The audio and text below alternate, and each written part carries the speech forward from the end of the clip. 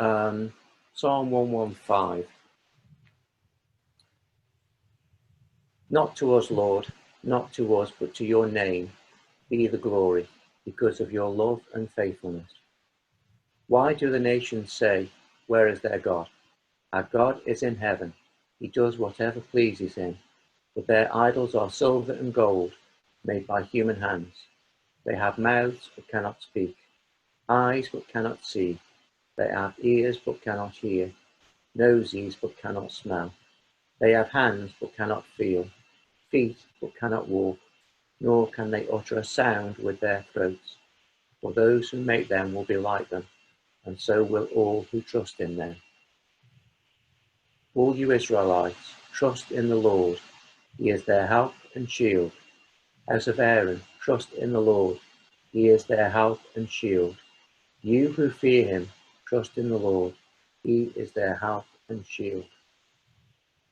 The Lord remembers us and will bless us. He will bless his people Israel. He will bless the house of Aaron. He will bless those who fear the Lord, small and great alike. The highest heaven belongs to the Lord, but the earth he has given to the human race. It is not the dead who praise the Lord, those who go down to the place of silence. It is we who extol the Lord, both now and forevermore. Praise the Lord.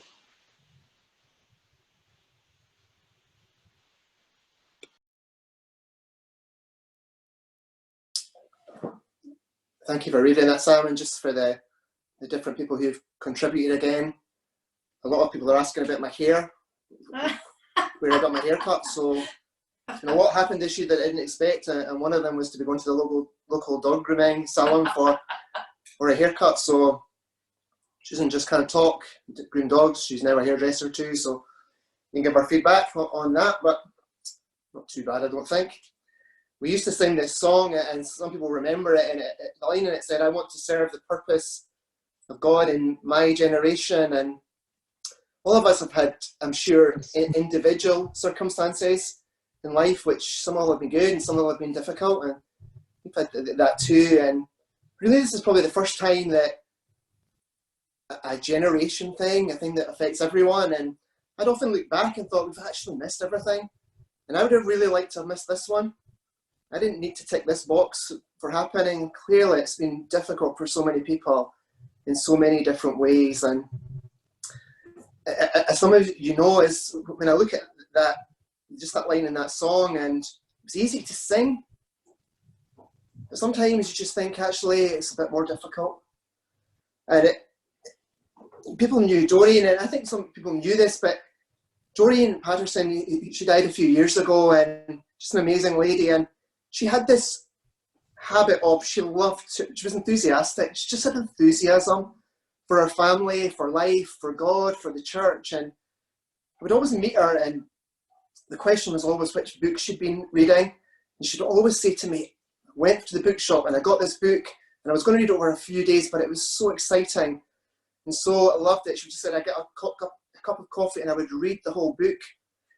But she just kept giving me all her books. And she did that actually in a few months before she did die. And the only difficulty thing with these books is they're all hard things.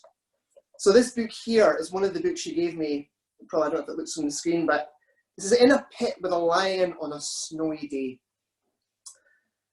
I didn't know there was a verse in the Old Testament about this warrior, Ben and I, who had a fight with a lion in a snowy pit. I didn't even know there was snow. That sounds like a Scottish verse. But this is the kind of book that Doreen would give me, and I was like, Doreen, I don't want to fight a lion in a pit. But she would say, Doug, sometimes we have to fight lions in pits, because actually, sometimes that's what God's calling us to do. And Andy, you've got that, just that last the slide there. And this was the gist of it, and this was, I think, the gist of what Doreen was saying to me. We pray that God would keep us out of pits and away from lions. But if God answered our prayers, it would rob us of the greatest opportunities. So we are unquestionably not saying what's happening just now, God. We are praying for God's intervention, for his care. But in the midst of this, I know myself as I was looking through the week and at points feeling slightly, finding it difficult. Just finding things difficult this week. And I looked up and I saw all these books. And I was reading some of them, and Dorian she'd underlined bits. And I can almost feel like she'd underlined bits for me. She didn't know that, and I've read that and I've been looking at it this week. I've just been aware that actually in the things that are happening just now, we wouldn't want, that God is moving in these circumstances. And generally in life, sometimes the things that actually would want to be taken away from me, that in these God is actually doing things. And sometimes in life that I need to go and fight the lion.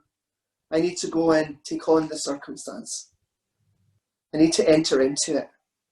There's a verse in Exodus that says that I was looking for somebody to stand in or to work in the wall. He said, but there was nobody. He said, I'm looking for somebody to stand in the gap. And this guy who his name's Pastor Jesus. I think you know if you're called Jesus that you've got some kind of calling in your life. This is what he said. He talked about people who stand in the gap. He said a gap person is someone who protects or supports someone in need, who finds the courage to sacrifice everything to represent God and to block evil from destroying those they love. A gap person. Sometimes this week I was feeling more like I might be somebody who could fall through a gap, let alone stand in the gap. And it was a reminder for me. And Andy, the next one there. And this is so true. People are still in distress. And God is still looking for those who will stand in the gap in their homes, in their neighbourhoods, in our cities and towns, in our nation, and in every corner of the world. This is what we're trying to do as individuals, as a church, both locally and nationally, but to stand in the gap, to actually stand. And the next one, Andy, just so that people mean that there's another one here. This is Dorian's thing too. Hidden in your fears is the faith you're searching for. If you want to meet God, stand in your fears. Stand in your pain. Stand when everything inside you tells you to withdraw. And I know there's people within our church community. I know we know other people who at the moment are in difficult places. So I'm not minimizing that. Because God actually will come to, He helps us to stand. But I think there is this call to stand. To stand in our fears, to stand in our faith. And sometimes just to see what God is going to do there. Because it's where He works. And my sense just this week is just that I guess at points was becoming a bit me. And a bit here.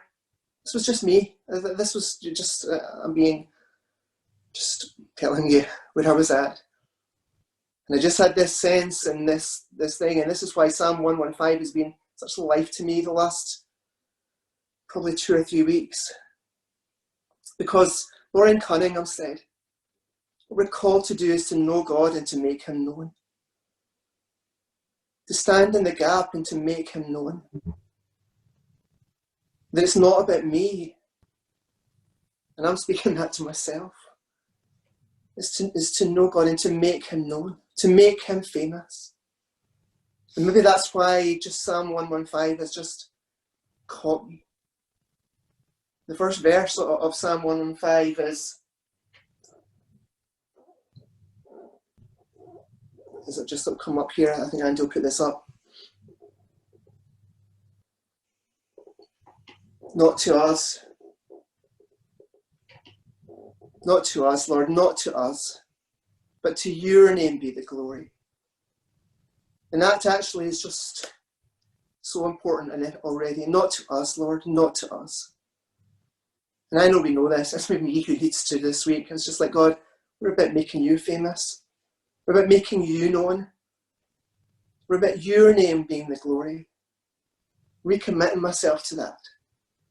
God, that's my purpose. Your name is famous. And actually, it's because of your love and faithfulness. I love to make that known. because of your love and because of your faithfulness.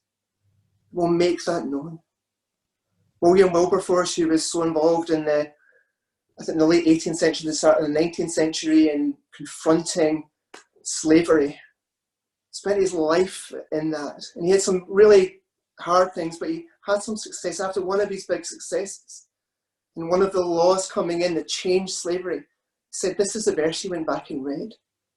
Huge achievement, but actually not to us, Lord, but to you. To you. I don't have time to go through this psalm. I could do it. It's such a good psalm.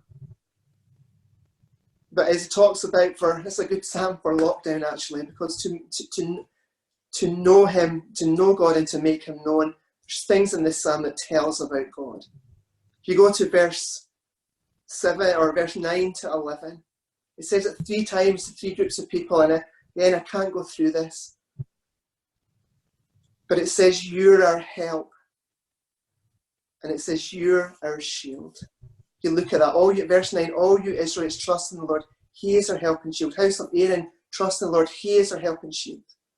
You who fear him, he is our help and shield. We have people shielding just now, importantly. God is our help too. He is our shield. He's our ultimate shield.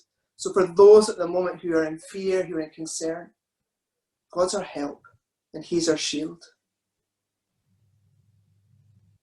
And then it talks about God's blessing. And this is a great, as we seek to make God known, as maybe we stand in the gap.